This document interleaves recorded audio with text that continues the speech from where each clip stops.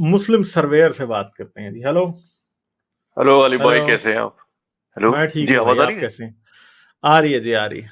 जी। अच्छा, गालिब भाई, मैं टेक ठहरें ठहरें ठहरें। डॉक्टर वुल्फ ने कहा था, डॉक्टर वुल्फ हर कोई कह रहा, मैनू कोई नहीं पूछता क्या टाइम इतना बुरा हो। नहीं यार, डॉक्टर एमएचएस आप खुद नहीं सुला मार रहे, आप आजकल बिजी बिजी फिर रहे हैं, तो हम क्या करें आपका? हैं?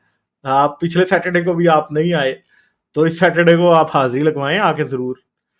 तो वो बात है, आज भी आप हाजिरी लगवा सकते हैं, आके हाजिरी लगवा दें। तो सैटरडे को जो है फिर जो पैनल डिस्कशन में फिर आप आपका डंका बोलेगा। ठीक है, अच्छा जी। जी, मुस्लिम सर्वेयर जी कैसे हैं गालिब आप? भाई। जी, बहुत बढ़िया गालिब भाई, आपकी स्ट्रीम्स देख के बहुत मजा आता है, बहुत इंफॉर्मेशनल होती है। तो मुझे बहुत एक्साइटिंग हो जाता है, मतलब अंदर से, कि आपसे बात करूं मैं। तो चलें, ठीक है। गालिब भाई, मेरे बहुत शुक्रिया। एक दो चार क्वेश्चन है, मैं आपसे पूछता हूँ एक एक करके। पहला क्वेश्चन है सूरह अल अंबिया की आयत 30। मैं पहली बात, मैं एग्नोस्टिक हूँ गालिब भाई, ठीक है? अच्छा। मैं नहीं मानता किसी चीज हाँ को जी, जी। हाँ जी, हाँ जी। सूर्य अंबिया की आयत 30 है, जिसमें लिखा है कि every living thing is made of water. ठीक है? हाँ जी। तो क्या कोई ऐसी चीज है जो लिविंग है लेकिन पानी से नहीं बनी है? मतलब क्योंकि मुस्लिम्स ये बहुत वो करते हैं जस्टिफाई करने के लिए कुरान को। नहीं तो पानी से आपको कौन कह रहा है कि लिविंग थिंग्स पानी से बनी है सिर्फ?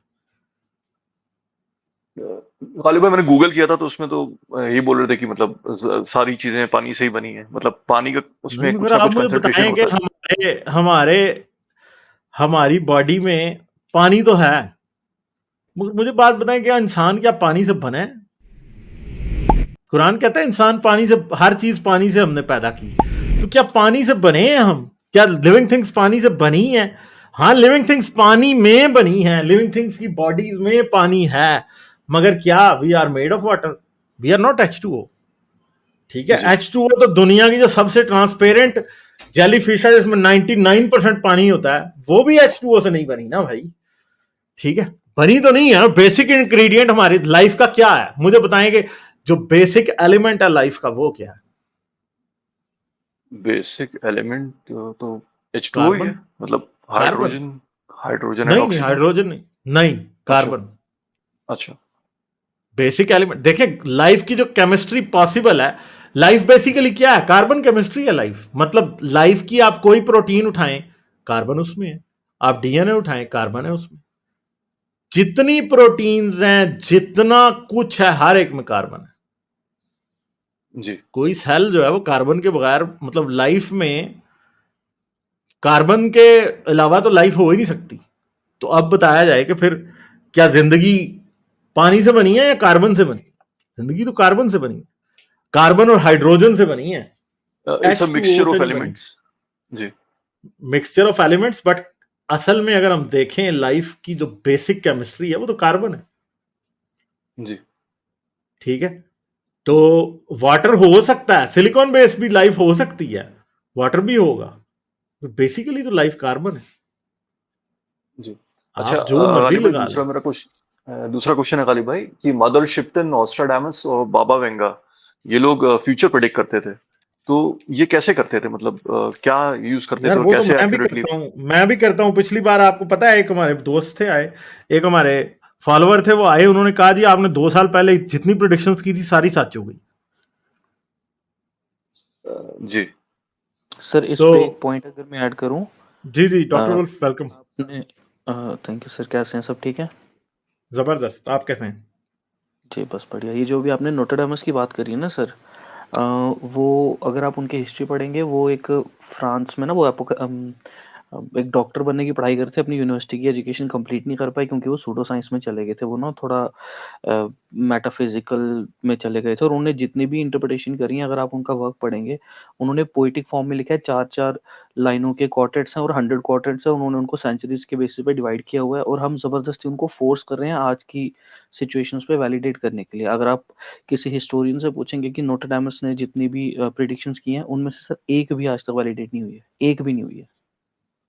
अच्छा, तो डॉक्टर वुल्फ भाई, बाबा वेंगा भी थे, मतलब वो लेडी थी, उन्होंने भी किया है, और मदर शिप्टन ने भी किया है, उनके भी सर प्रेडिक्शंस हैं। देखें, देखें सर, प्रिडिक्शन जो होती है ना सर, अगर आज यहाँ पर बैठ के हम एक जनरल प्रिडिक्टिव बात करेंगे, हम ना साइकोलॉजी में कॉन्सेप्ट पढ़ते हैं जिसको हम बोलते हैं कोल्ड रीडिंग।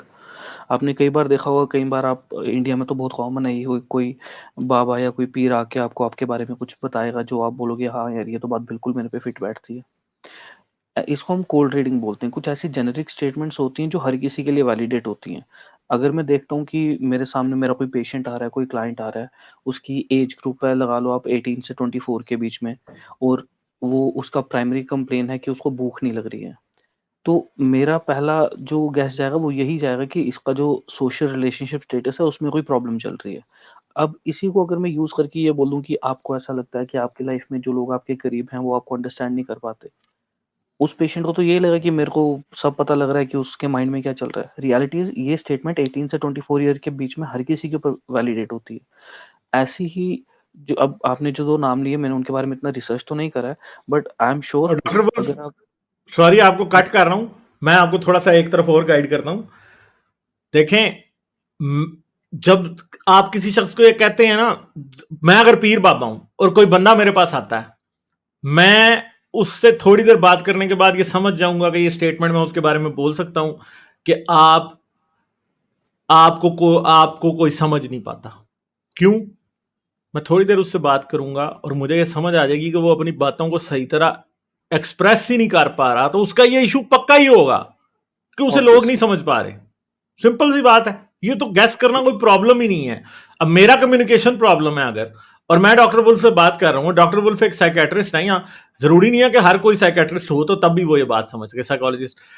वो एक आम आदमी भी, जो जिन लोगों की कम्युनिकेशन स्किल्स अच्छी होती हैं, जिन जिन लोगों की लोगों को बॉडी लैंग्वेज रीड करने की स्किल्स अच्छी होती हैं, वो अच्छे तरीके से उसकी शक्ल से ये भी देख लेते हैं कि अब ये किसी नए शख्स से मिला है और ये कुछ एक्सप्लेन करना चाह रहा है और इसे एक्सप्लेन करने में मुश्किल हो रही है, और उस बंदे पे उसी टाइम वो ये बात फिट कर देंगे, लोग आपको समझ नहीं पाते, बात खत्म। गालिब एग्जैक्टली। भाई, आप हाँ जो बोल रहे हैं वो मेंटलिज्म है, आप जिस हाँ बारे में जी, बात तो कर रहे आमतौर पे देखिए मेंटलिज्म ही करते हैं, इसे मेंटलिज्म कह रहे हैं, आप जो भी कह रहे हैं। सर, हैं। देखिए मैं फ्यूचर मेंटलिज्म का मतलब जितना भी 500 साल पहले, नहीं नहीं जी सर, जी। तो देखिए पहले भी ये मेंटल थी ना चीज, ये पहले भी थी चीज। अब 500 साल पहले क्या हम कहेंगे कि नहीं थी ये चीज? तब भी थी। नहीं देखिए सर सर, मैं ये बोल रहा हूँ कि एक 500 साल आगे का फ्यूचर प्रेडिक्ट करना, जैसे प्रॉफिट ने करा है, जैसे मुस्लिम्स बोलते हैं उनकी हदीसों में है। दुनिया के बारे में भी कुछ चीजें ठीक हैं, जैसे एक सिंपल बात है, मैं आपको एक सिंपल बात बताता हूँ। मुझे एक बात बताएं कि अगर आज हम ये कहें कि जी आज से 50 साल बाद वक्त बड़ा ही मुश्किल होगा, ये याद रखिए कि दुनिया में 50 साल बाद बहुत से लोग होंगे जिनके लिए वक्त बड़ा ही मुश्किल होगा। वो कहेंगे हाँ जी वक्त, ये तो बड़ा ही मुश्किल वक्त है। और दूसरी बात है कि हाँ जी 20वीं सदी में जंगें होंगी, बहुत बड़ी बड़ी जंगें होंगी, लाखों लोग, करोड़ों मरेंगे। ये भी कोई बड़ी बहुत मुश्किल प्रोडिक्शन है? कौन सी सदी है जिसमें ऐसी जंगें नहीं हुई जिसमें लाखों करोड़ों लोग नहीं मरे? मतलब अ, मेरे ख्याल है कि नहीं, पिछली 2000, जी गालिब भाई। हाँ जी, पिछले 2000 साल में कोई सेंचुरी ऐसी नहीं गुजरी जिसमें मिलियंस ऑफ पीपल नहीं मरे, नहीं, आप जो कह रहे हैं वो जिसमें आप कहीं बहुत जनरल बड़ा कर रहे हैं, जलजला नहीं आया, जनरलाइजेशन कर रहे कहीं बहुत बड़ा हैं। जी। जलजला नहीं आया, कहीं बहुत बड़ा तूफान नहीं आया, कहीं बहुत बड़ा ये नहीं आया, हर जगह ही आए। नहीं सर, जैसे प्रॉफिट ने बोला कि बेडुइन्स जो हैं वो बड़ी-बड़ी इमारतें बनाएंगे, जो हदीस में, सही हदीस में है। ये तो सेल्फ तो फुलफिलिंग प्रोफेसी है ना, कि अब बेदुइन्स इसीलिए इमारतें बना देंगे क्योंकि वो रसूल ने बोला है, और सारी अच्छा, दुनिया इसलिए बनाती है, बना। तो उनके पास पैसे हैं तो वो क्यों ना बनाए। और सर एक बात जी। और भी है कि ऊंची ऊंची इमारतें बनाना कोई स्पेसिफिक कोई चीज नहीं है। बहुत सारे कल्चर्स ये करते आ रहे थे। इजिप्शियन पिरामिड्स को देख लीजिए आप, हाँ एग्जैक्टली। इनका पिरामिड्स, ऊंची इमारतें तो हर कोई बनाता आ रहा था। ठीक है ना? तो उन्होंने जी। देखो होता क्या है, जब कोई बंदा कहता है कि मैंने फ्यूचर प्रिडिक्ट किया है, मैं 500 साल बाद की बात बता रहा हूँ, nobody is sitting there for 500 years. 500 साल तक कोई होगा नहीं जो वैलिडेट करेगा उसकी इस बात को कि उसने ये जो प्रोफेसी दी है वो ट्रू हुई या नहीं हुई। बाद में जो लोग आए वो पुरानी बुक्स को पढ़ के आज के टाइम के अकॉर्डिंग उसका मीनिंग निकाल रहे हैं और बोल रहे हैं ये उस टाइम पे बंदे ने आज की बात करी है। और दैट्स मैं द आपको फंक्शन। बताता हूँ, दुनिया में सिर्फ एक प्रोफेसी है जो सच हुई थी, एडमंड हेली की प्रोफेसी, जो उसने हेलीज कॉमेट के बारे में की थी, और वो अगले अगले 10,000 साल की लिख के दे गया और वो सही होती रहेगी। वो तो वही एक मैथमेटिकल प्रोफेसी है। कैलकुलेशन किया है ना उसने। तो वही ना, ऐसी एग्जैक्टली। एक्यूरेट प्रोफेसी कोई दे सकता है? किसी ने दी है उस लेवल की, इतनी क्लियर प्रोफेसी किसी ने दी है? और ने वो पोएट्रियां कर करके और ऐसे उल्टी सीधी बातें करके गए हुए हैं सारे, किसी ने ऐसी तो जी नहीं दी जी ना। कंपैरिजन जी के लिए अगर हमें को परफेक्ट प्रोफेसी रखनी है सामने, तो फिर स्टैंडर्ड इसकी बेस पे बनानी पड़ेगी, हेलीज कॉमेट वाली की बेस पे।